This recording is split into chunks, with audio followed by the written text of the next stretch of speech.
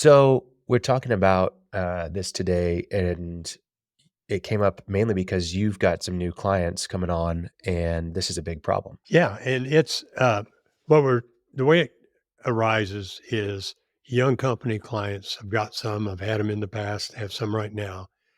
Who we say, what's your priority?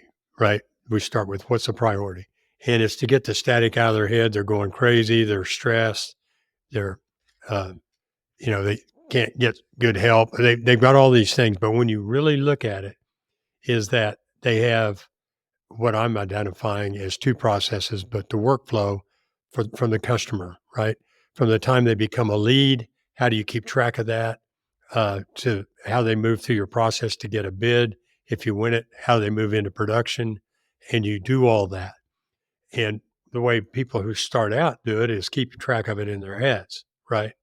But we all know it's a common complaint. I got 35 texts yesterday and 3 voicemails, and I'm driving around managing jobs. How am I supposed to keep track of that? How do I keep from missing a potential a lead? And how do I even know I missed a lead? And and it's that stress of trying to keep track. Oh yeah, I'm at the stoplight. I'm going to remember that guy's name. I'm going to remember his number. Pull into a parking lot, call him back. Right. Well, you don't remember the number anyway. Just it's brain fry. And I think the first place for most of the businesses I work with to start calming the jitters is to get a workflow in a form where you have a process behind it. If this happens, I do this. Once I've done that, the rest of it is going to flow or at least be available for me to look at. Hmm. One thing that you and I talk about a lot is one place to look. So you've got leads, they wind up coming in, and you can go to bed at night, wake up in the morning, go and look at one place and say, oh, yeah, there are the 10 people I need to approach today or the 5. And you can do that for every step. Yeah. So I'm real keen on describing to our listeners how they can create that process Yeah. flow, the customer oriented, production oriented process flow, so that you're not going crazy trying to remember who did you call back. If you called them back, what did you say? We'll Mhm. talk about all kinds of benefits. What's my next step? And it's in a place where you can go look and go, oh yeah, and then do it right then or not, but at least you've got a place to go look. Yeah. Well, I mean, if you're stressed out and anxious about the work that you've got on your plate, it's because you're trying to manage it all in your head. I Yeah. mean, how much better are you able to work and clear are you able to think when you come to like a neat and organized desk?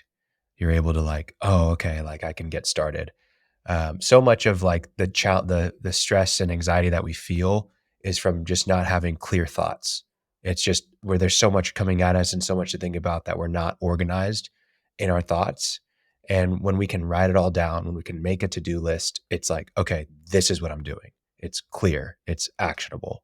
And I hear this from a lot of guys, they don't want to go through this process because they're doing really well. They're 500,000 in sales. It's them and one other person. And they can manage, they're only doing 8 jobs a year. They can manage that in their head. They can manage it on paper. And you know what? In theory, that's totally fine. If that's your goal is really a job more than a business and making a certain amount of money over building value over time and getting it something that works without you.